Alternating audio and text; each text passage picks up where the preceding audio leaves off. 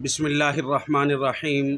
محترم ناظرین، 6 ہجری ذوالقعدہ میں ہونے والے اس واقعے کو جو تاریخ اسلام میں صلح حدیبیہ کے نام سے موسوم ہے، قرآن مجید نے فتح مبین قرار دیا ہے۔ آپ صلی اللہ علیہ وسلم کے جاں نثار صحابہ کو مکہ سے ہجرت کیے ہوئے 6 سال ہو گئے تھے۔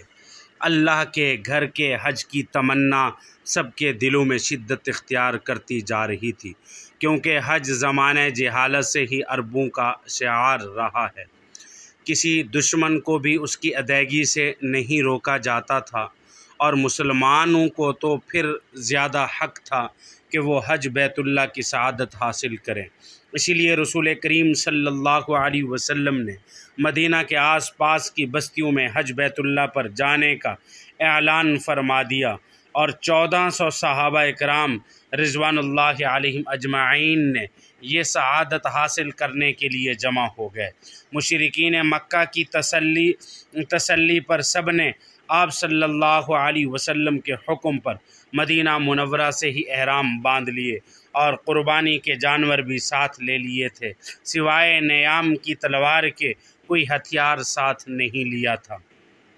اور ذوالقعدہ کی چاند رات کو سب روانہ ہو گئے، مگر اس سب تدابیر کے باوجود بھی قریش مکہ کو آپ صلی اللہ علیہ وسلم کی آمد مبارک سے سخت تکلیف ہوئی، اور انہوں نے یہ طے کر لیا کہ آپ کو اور آپ کے صحابہ کو مکہ کی حدود میں داخل نہیں ہونے دیا جائے گا۔ اسی سلسلے میں ایک دستہ انہوں نے خالد بن ولید کی قیادت میں آپ صلی اللہ علیہ وسلم کو روکنے کے لیے بھیج دیا۔ یہ خبر اللہ کے نبی کو غسفان شہر کے مقام پر ملی، اور آپ نے مکہ کا عام راستہ چھوڑ کر ایک اور راستہ اختیار کر لیا جو حدیبیہ پہنچتا ہے۔ آپ نے حدیبیہ پہنچ کر قیام فرمایا۔ حدیبیہ کا مقام مکہ مکرمہ کے 12 میل مغرب کی جانب ایک کنواں تھا، اسی کے نام سے یہ مشہور تھا، اور اس پر آبادی کو بھی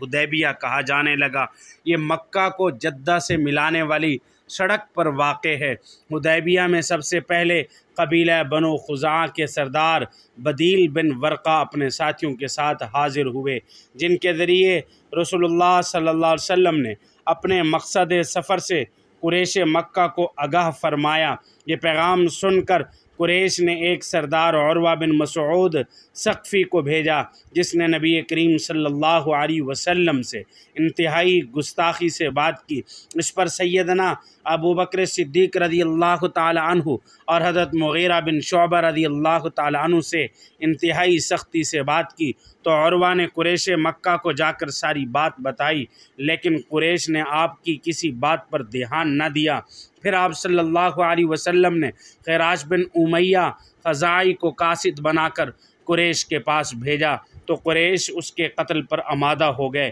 لیکن خراش وہاں سے نکل کر رسول اللہ صلی اللہ علیہ وسلم کے پاس آئے۔ اب قریش نے ایک اور شرارت کی، اور 40 یا 50 آدمی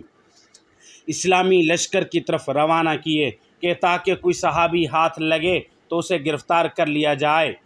سیرت ابن ہشام کے مطابق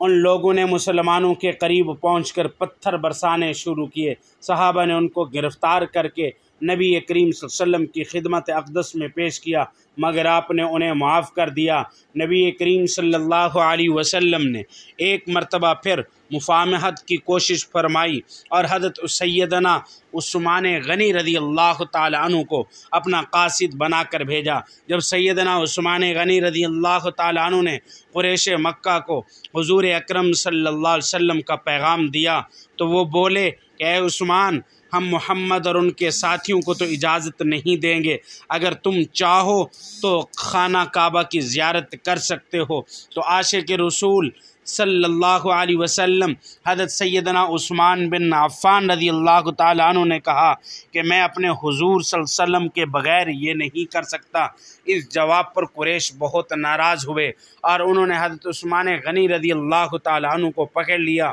اور دوسری طرف مسلمانوں کو یہ اطلاع ملی کہ سیدنا عثمان بن عفان کو شہید کر دیا گیا ہے،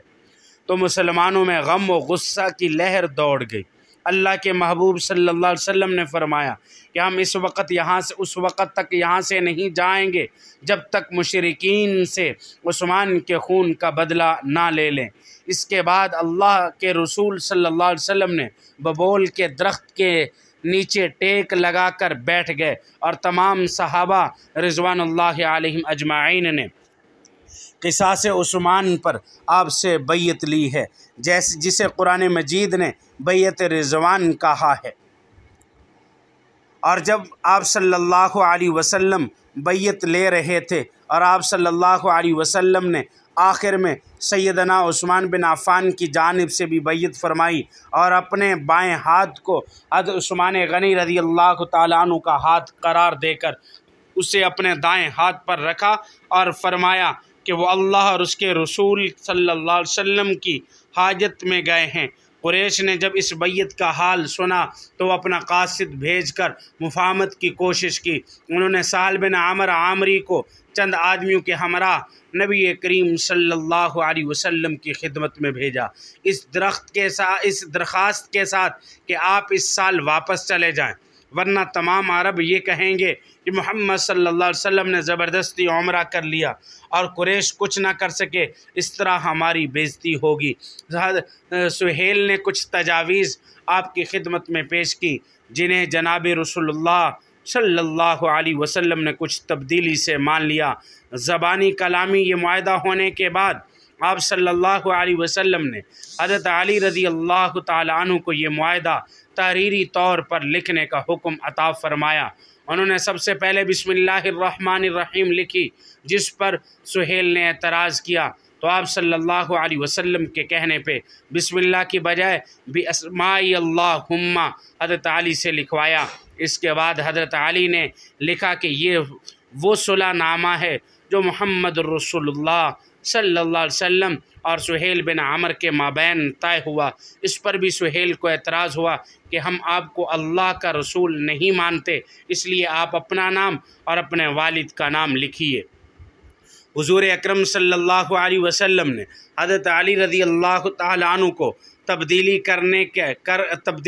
کے لیے کہا تو آپ نے کہا کہ میں ایسا نہیں لکھ سکتا، یہ الفاظ میں نہیں بدل سکتا۔ اس پر رسول اللہ صلی اللہ علیہ وسلم نے خود محمد رسول اللہ کو کاٹ کر محمد بن عبداللہ لکھوا دیا۔ یہ صلح نامہ 10 سال کے لیے طے ہوا تاکہ لوگ امن سے رہیں اور ایک دوسرے پر تعرض نہ کریں۔ اس صلح نامہ کی چند خاص باتیں یہ تھیں کہ جو محمد صلی اللہ علیہ وسلم کی ذمہ داری میں جانا چاہے جا سکتا ہے، اور جو قریش کے عہد میں داخل ہونا چاہے وہ بھی ایسا کر سکتا ہے، اور ان میں سے جو شخص اپنے ولی کی اجازت کے بغیر محمد صلی اللہ علیہ وسلم کے پاس آئے گا تو وہ اسے اس کے ولی کے پاس واپس بھیج دیں گے، اور جو شخص قریش مکہ کے پاس مسلمانوں کا آئے گا تو قریش مکہ اس کو واپس نہیں کریں گے۔ اس شرط پر حضرت عمر بن خطاب رضی اللہ تعالیٰ عنہ غصے ہوئے، لیکن حضور اکرم صلی اللہ علیہ وسلم نے سمجھایا اور بتایا، لیکن اس پتہ کے بعد